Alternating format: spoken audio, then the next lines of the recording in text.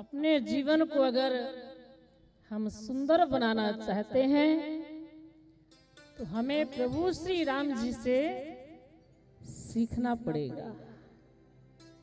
रामचरित मानस का अनुकरण करना पड़ेगा, अपने जीवन में उतारें, निश्चित करके हमारा जीवन बड़ा आनंद में रहेगा। जब सुख आए, ध्यान रखिएगा, हमारे जीवन में जब सुख का क्षण आए, सुख का पल आए, सुख का समय आए, तो भगवान की कृपा मान करके उसे स्वीकार कर लीजिए। ये प्रभु की कृपा है कि हमारे जीवन में आनंद है। अब कभी दुख आ जाए, कष्ट आ जाए, संकट आ जाए, तो प्रभु की इच्छा मान करके स्वीकार कर लीजिए। सुख आता है तो भगवान की कृपा है, और दुख आता है तो भगवान की इच्छा है। उनकी इच्छा मान करके स्वीकार कर लीजिए। जब यह भाव हम आप रखेंगे तो कभी हम विचलित नहीं होंगे। सुख पा करके अभिमान नहीं करेंगे और दुख पा करके निराश नहीं होंगे। प्रभु की कृपा और प्रभु की इच्छा मान करके दोनों को स्वीकार कर लें, इसी में हमारा कल्याण है। ध्यान रखिएगा, भगवान के भक्त बने रहे, सत्कर्म करते रहे, यही जीवन का सार है। अगर हमारे अंदर कोई याचना न रह जाए भगवान के सामने, तो हम भी ना भगवान बन जाएंगे। मांगना है तो परमात्मा से मांगो, उन्हीं के शरण में रहो। संसार वाले देते एक बार है, कहते 10 बार है। देते एक बार है, कहते 10 बार है। लेकिन अगर परमात्मा से मांग लेते हैं और परमात्मा ने दिया है, तो कभी हमारा भंडार खाली नहीं रहेगा। इसलिए परमात्मा की शरण से जुड़े रहिए। जीवन में अपने राम भक्ति लाते रहिए, अपने हृदय में जो है राम कथा धरते रहिए, परमात्मा का चिंतन करते रहिए, यही जीवन का सार है। कैसे वह धर्म धुरंधर है जिसमें कुछ धर्म प्रथा ही न हो, कैसे संवेदनशील हृदय जिसमें पर पीर व्यथा ही न हो, वह चित्त के चिंतन व्यर्थ सभी जिस चित्त में राम मथा ही न हो, उस ग्राम को ग्राम कहें कैसे जिस ग्राम में राम कथा ही न हो। ध्यान रखना, जहाँ भगवान की कथा नहीं होती है, जहाँ भगवान के भक्त नहीं है, वह कैसा ग्राम कैसा नगर है, उसकी सार्थकता नहीं है। इसलिए जो है हमेशा अध्यात्म से जुड़े रहने के लिए ऐसे सत्संगों में सम्मिलित होते रहना चाहिए, यही जीवन का सार है। हमने बहुत चिंतन किया है, बहुत सोचा विचारा है, परिवार के बारे में, समाज के बारे में, नौकरी के बारे में, बिजनेस के बारे में, हर चीज के बारे में हमने चिंतन बहुत किया है। लेकिन अगर परमात्मा का चिंतन नहीं किया तो सारे चिंतन व्यर्थ हैं। इसलिए परमात्मा का भी चिंतन करिए, बैठ करके प्रभु का ध्यान करिए और अपने आप अपने अंदर प्रभु का जो है दर्शन करिए, क्योंकि सबके अंदर भगवान है। अस प्रभु हृदय अशत अविकारी, सकल जीव जग दीन दुखारी। हमारे अंदर परमात्मा विराजमान है, क्योंकि हम ईश्वर के अंश हैं। ईश्वर अंश जीव अविनाशी। तो परमात्मा को निहारिए अपने अंदर, भगवान कहाँ है। 10 मिनट आंखें बंद करके बैठ करके प्रभु को देखिए और ऐसे शास्त्रों को पढ़िए और लीलाओं का जो है स्मरण करते हुए आनंदित रहिए, प्रसन्न रहिए। यही जीवन का सबसे बड़ा धन है। तो हमारे रामचरितमानस की एक एक चौपाई हम आपको जीवन जीने की शैली बताती है।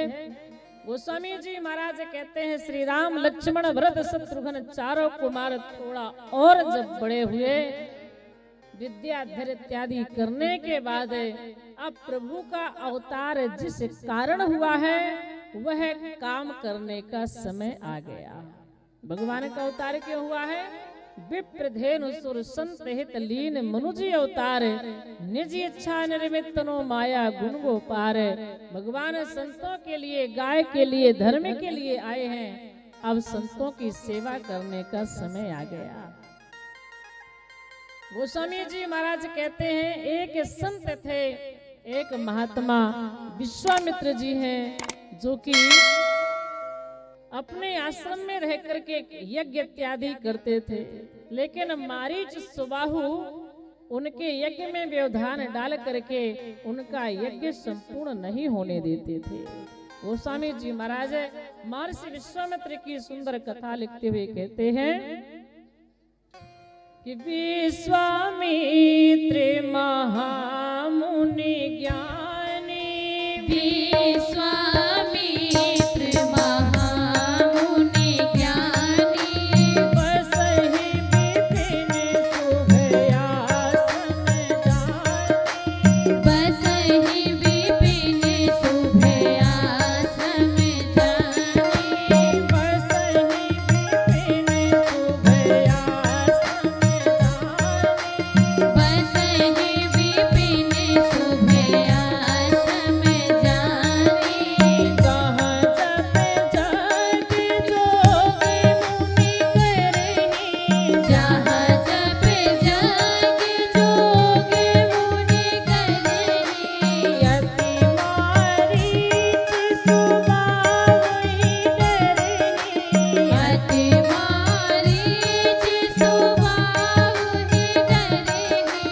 देखत जग निशाचर धावहि, देखत जग निशाचर धावहि, करहि उपद्रव मुनि दुख पावहि, करहि उपद्रव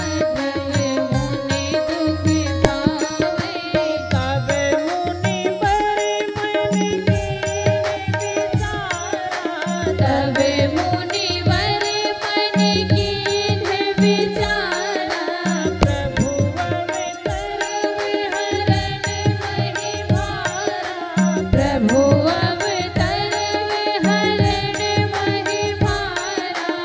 तब मुनि बर मन कीन्ह विचारा, तब मुनि बर मन कीन्ह विचारा, प्रभु अवतर विहरण महि भारा, प्रभु अवतर विहरण महि भारा। विश्वामित्र महामुनि ज्ञानी, बसहि विपिन शुभ आश्रम जाने। संत विश्वामित्र जी अपने आश्रम में संत मंडली के साथ रह रहे हैं। यज्ञ जप तप जब भी करते हैं तो मारीच सुबाहु आकर के व्यवधान उत्पन्न करते हैं, महात्मा जी को सत्कर्म नहीं करने देते। देखत जग निशाचर धावहि, करहि उपद्रव मुनि दुख पावहि। और ध्यान रखिएगा, यह केवल घटना संत विश्वामित्र जी के सामने नहीं घट रही है, बल्कि आज भी जो साधक साधना करने के लिए जाता है उसके सामने भी मारीच सुबाहु जैसे राक्षस आ जाते हैं और उनकी साधना में व्यवधान उत्पन्न करते हैं। आज भी राक्षसों की कमी नहीं है। आप अच्छा काम करेंगे तो लोग विरोध करने वाले कई खड़े हो जाएंगे। मंदिर बनवाएंगे तो लोग कहेंगे मंदिर बनवाने से क्या फायदा है, मंदिर बनवाने से क्या फायदा, कथा करवाने से क्या फायदा, कथा सुनने से क्या फायदा। एक व्यक्ति आए यही महात्मा जी से पूछने लगा, आप लोग जब देखो तब कहीं मंदिर बनवाएंगे, कहीं कथा करवाएंगे, कहीं यज्ञ करवाएंगे, इससे सबसे क्या फायदा है? कथा सुनने से क्या फायदा, यज्ञ करने से क्या फायदा, मंदिर बनवाने से क्या फायदा, ब्राह्मणों को भोजन करवाने से क्या फायदा। बहुत सारे उसने फायदे पूछे।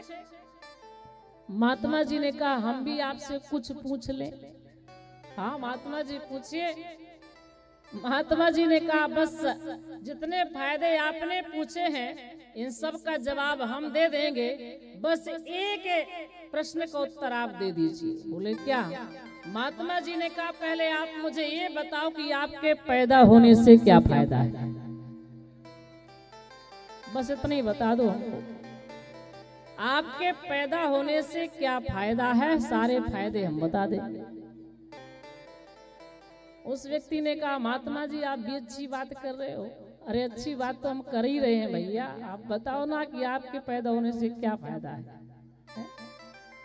किसी को फायदा हुआ? अरे आप जन्म लिए मर जाएंगे, पता ही हमको खुद पता नहीं कि क्या करना चाहिए क्या ना करना चाहिए, दूसरे के बारे में हम टिप्पणी कर रहे हैं।